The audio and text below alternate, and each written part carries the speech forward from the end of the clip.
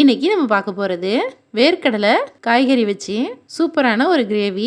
இந்த கிரேவி ஒன்று இருந்தால் போதும், சாதத்து கூட இட்லி தோசை பூரி சப்பாத்தி கூட வச்சு சாப்பிட்றதுக்கு ரொம்ப ரொம்ப சூப்பராக இருக்கும். செய்கிறதுமே ரொம்ப ஈஸியாக செய்திடலாம்.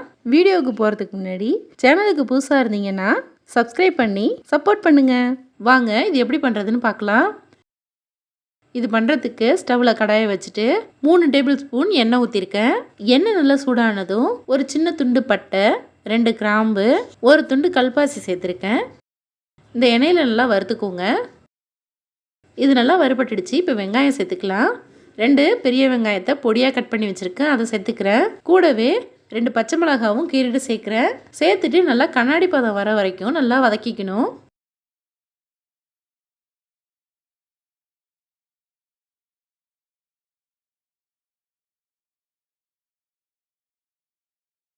வெங்காயம் நல்லா வதங்கி வரும்போதே இது கூட சேர்க்கறதுக்கு 4-5 பல்லு பூண்டு, ஒரு துண்டு இஞ்சியை தோல் சீவிட்டு 1-2 இடித்து வச்சுருக்கேன். அதை சேர்த்துட்டு நல்லா பச்சை வாசனை போகிற வரைக்கும் வதக்கி விட்டுக்கோங்க.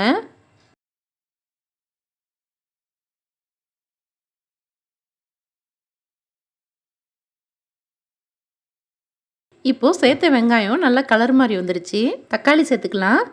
2 சின்ன தக்காளியை சின்ன சின்னதாக கட் பண்ணி வச்சுருக்கேன், அதையும் சேர்த்துக்கிறேன். சேர்த்துட்டு நல்லா இதை கலந்துக்கணும்.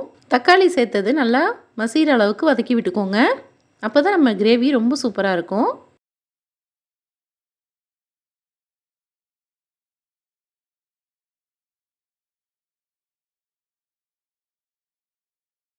இப்போது வெங்காயம் தக்காளி நல்லா மசியாக வதங்கிடுச்சு. காய்கறி சேர்த்துக்கலாம்.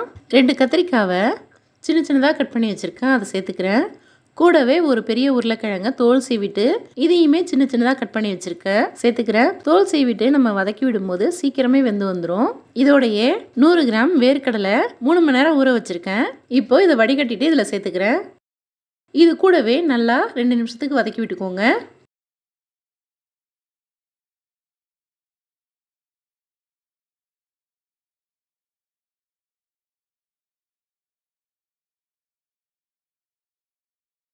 இப்போ நல்லா கலந்து விட்டாச்சு.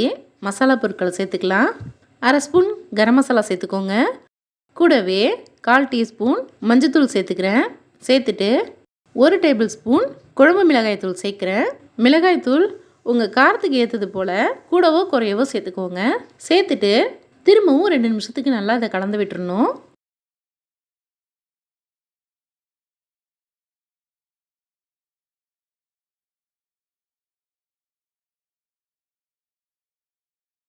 இப்போது நல்லா கலந்து விட்டுட்டேன்.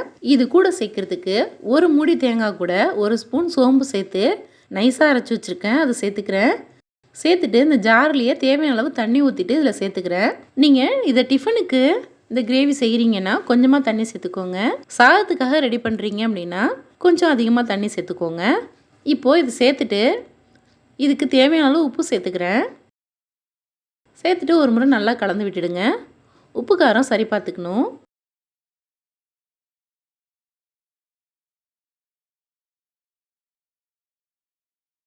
கொஞ்சமாக கருவேப்பிலை சேர்த்துட்டு மூடி போட்டு இதை ஒரு 10 நிமிஷத்துக்கு வேக வச்சிடணும். இடையிடையே திறந்து பார்த்து நல்லா இதை கலந்து விட்டுடுங்க. இது கொதிச்சு வரும்போதே நல்லா கமகமன்னு வாசனையாக இருக்குது. ஸ்டவ்வை மிதமான சூட்டில் வச்சு இதை நல்லா கொதிக்க வச்சுக்கோங்க.